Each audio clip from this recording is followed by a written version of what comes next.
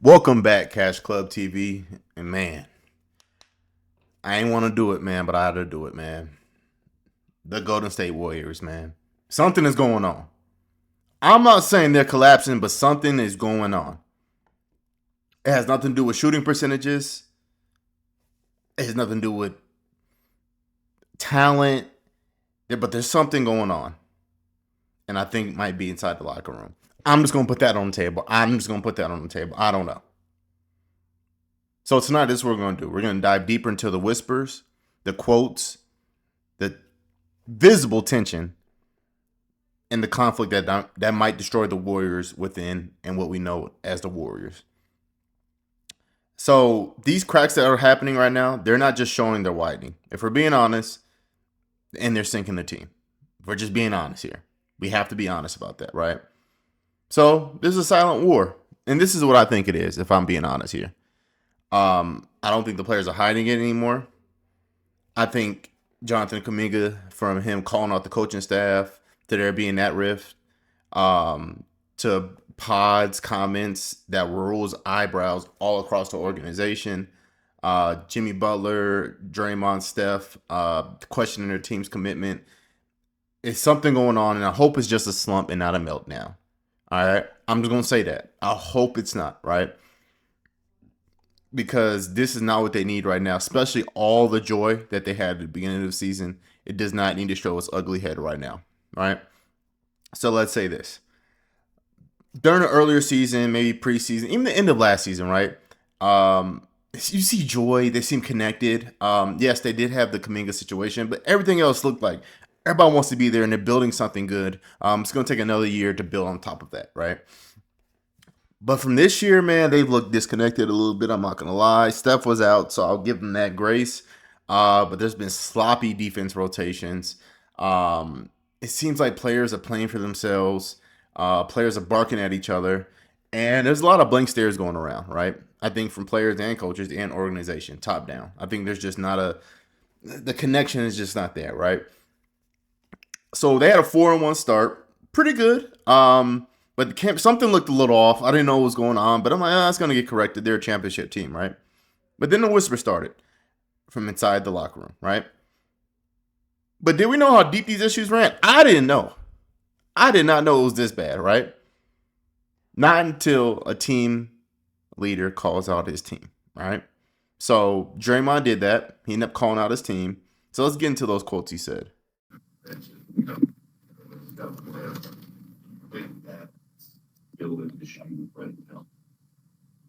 Yeah, we got outplayed for sure.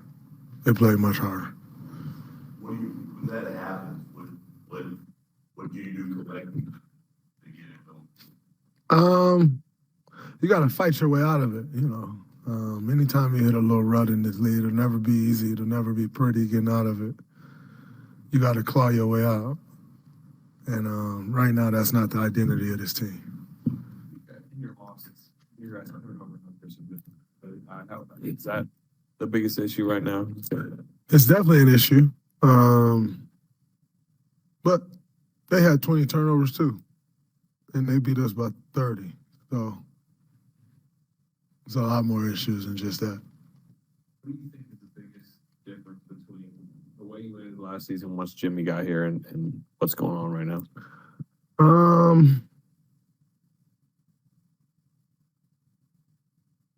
I think everybody was committed to winning and doing that any way possible. And right now, it doesn't feel that way. I mean, is it personal agenda type stuff, or I guess how would you kind of? I think everyone has a personal agenda in this league, but you have to make those personal agenda work in the team confines. And if it doesn't work, then you kind of got to get rid of your agenda, or eventually the agenda is the cause of someone getting rid of you. Whew! Man, he's talking. He is talking right now. What you know about Draymond Green is this, man. He's like the emotional thermostat of the team. If he breaks his silence and goes to the media, you know something is going on. Something has to be going on. He questioned the entire team's commitment to playing winning basketball. He said there's some personal agendas going on. And we know who he's talking about. We gonna get to that. But there is some personal agendas out there.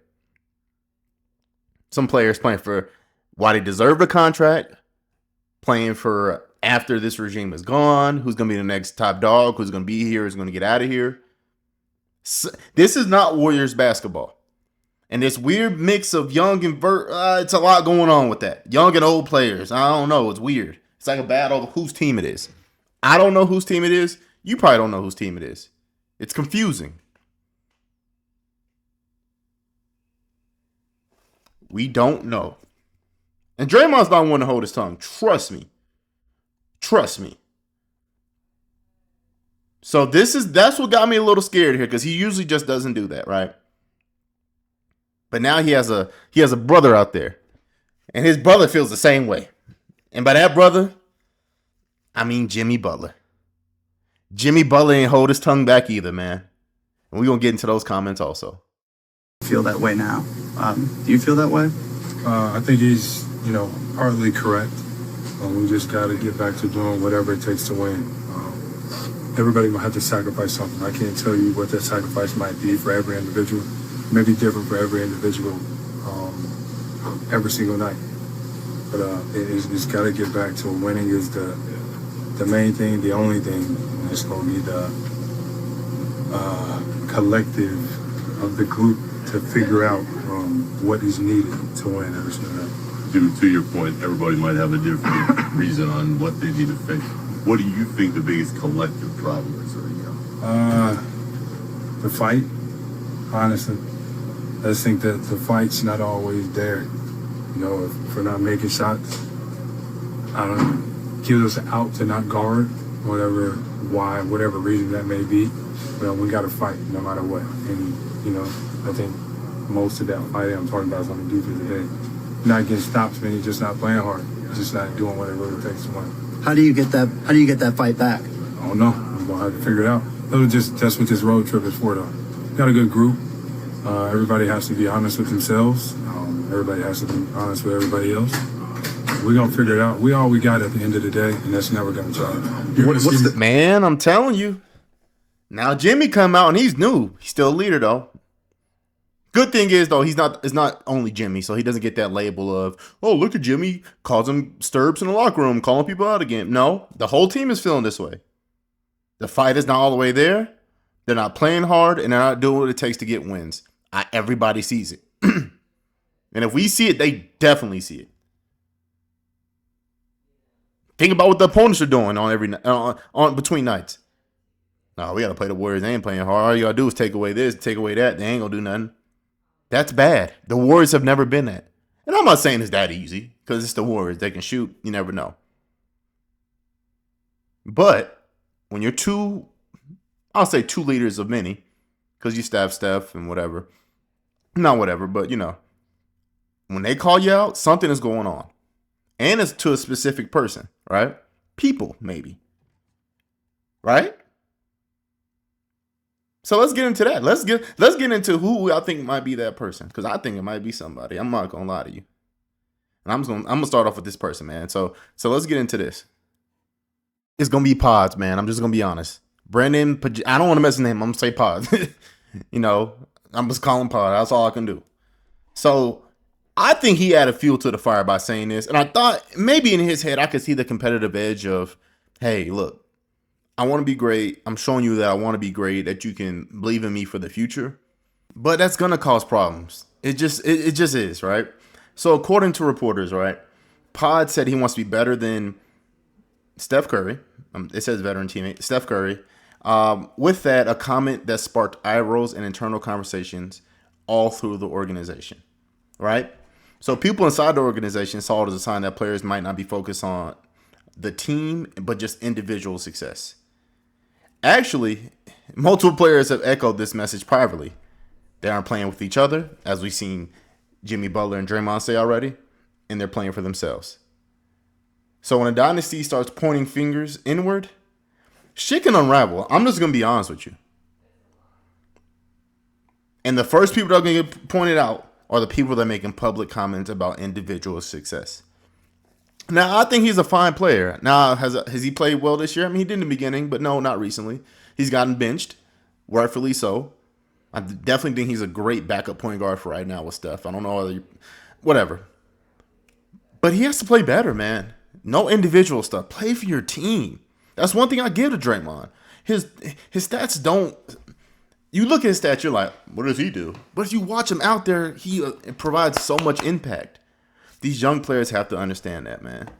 So this is one of the first people I'm like, yeah, they're talking about him, man. But the big one, I'm about to get into now. Jonathan Kuminga, man. This has to be the biggest storyline on the team. And when they try to fool us like, there's nothing wrong with him. There's no problem between him and Steve Kerr. I call bullshit. There's no way that there's not a problem internally with the organization, with the coach, and Jonathan Kuminga. Rightfully so. His minutes have been messed with. His effort isn't good, so that reflects back on the coach and organization. The money, again, with the GM and the organization, it was just all a shit show. And then you bring him back, which you should have kept Andrew Wiggins. But hey, that's just my opinion. Something off about his game that I don't know what it is about Kuminga. You have everything. I don't know. But the relationship between him and Steve Kerr has been tense for months. The world's seen it. Kuminga expressed frustrations all the time. Minutes, lack of trust, he doesn't have a role. And how Kerr relies on older vets all the time and doesn't give a chance to the younger players to, if they do mess up, to succeed. He feels like he's good enough to be featured. He feels like he's earned more responsibility. And he believes Steve Kerr is holding him back. That's just what insiders are saying.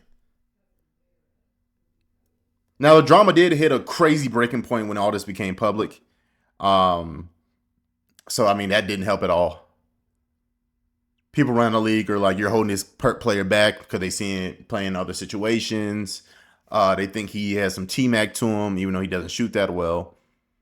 But I'll be honest with you. I think all of it might be on his shoulders. If you were that guy, you would get more playing time. Who plays your position at the vet? I mean, Jimmy, you could say maybe Jimmy or Draymond, and when they can play the 3 or 4. But if you're that guy, you will be starting. I don't want to hear it. I'm sorry. I'm just going to be honest. I think he's athletic. I think he's good. I just think there's something mental block. I don't know what's going on with him, but there's something going on. I don't think he's disciplined on the floor. I don't think he has a high basketball IQ. I'm sorry I'm going at him. I didn't mean to, but I'm just being real. But when he plays, I just don't see inspiration. I just see a guy out there trying to hoop. I don't think he plays smart basketball. Go put him on the Hornets. He'll fit perfectly with that team. Go put him on the Wizards. He'll fit perfect. When it comes to disciplined, smart basketball, he just doesn't fit the Warriors culture, if I'm being honest. It's not a knock to him. It's just how he plays. There's so many people we could have got on the market. Saying, you heard me say we. I am biased, but I'm honest about my teams, the Bulls and the Warriors. I'm honest. He does not fit the team. I'm sorry, he does not. I'd rather have kept Andrew Wiggins, and this team would be so much better right now. We let the media say, oh my gosh, you can give up Andrew Wiggins and you can keep him. Do it. No, it's stupid. What are we doing? That's not smart to me. Again, we should switch GMs. I don't think Bob Meyer would have did that. I'm going to be honest with you. So I'm looking at GM too like, hey, you part of this too. You kept this guy. I'm not saying he's bad, but I don't think he fits this team, and you've seen it year after year after year. This is how many times we said he plays, we try to start him. Something happens over 10, I'll say even 7 to 12 game period where it's like, maybe he should not be starting. We put him to the bench, drama. It happens the last couple years. Now, what are we doing? He's not that guy for us. We have to accept that. Go send him to a young team. Let him develop. Go send him to Memphis or I don't know. I don't know who we could get. I'm just throwing teams out there. Get him out of here. He's going to mess up the chemistry. He's going to mess up the temperament of the team. He is not the guy for us, right? But let me get off of him, man. Let me jump into what the GOAT Steph Curry said, man, because this is when he speaks out and he doesn't. He's usually a very quiet leader. There's an issue. So let's get into that. So he's usually the calmest voice in the NBA, if we're being real, right? And even he has something to say, man. Check it out on Gil's Arena. About the current state of the Warriors. Like, we're not going to sit in a situation and just think that things are going to change on their own. Like, whether that's lineup changes, whether that's how we're approaching the game, whether that's energy, whatever it is. And we've been around the block long enough, and we have enough experience to know that we can address stuff and not make it personal. It's everybody taking accountability and ownership and keeping it real. We're probably got to do it 3-4 more times down the rest of the season. This is the way basketball is at this level when you have expectations. On a scale of like 1 to 10, with 10 being like ultimate crisis, you guys are 4? Okay. Just wondering how low. That might be a little higher than I thought you were going to go. Was it 4? Yeah. Sounded 4. Scale of 1 to So, hey, when your leader come out like Steph and say that, that's going to send shockwaves through the whole team. I'm telling you that right now. He's usually the calmest voice, but he said something and confirmed everything. This isn't championship basketball to him. He's been doing this for way too long. He knows what he's looking at. He's saying the commitment isn't there. This is like the level of frustration that we really don't see. If he's saying it's a 4 on, we need to figure something out now. Hey, you better not get too comfortable if you're a player on that team. You will get traded very soon. I'm telling you. He's patient. He don't do the LeBron call you out and throw people under the bus. No.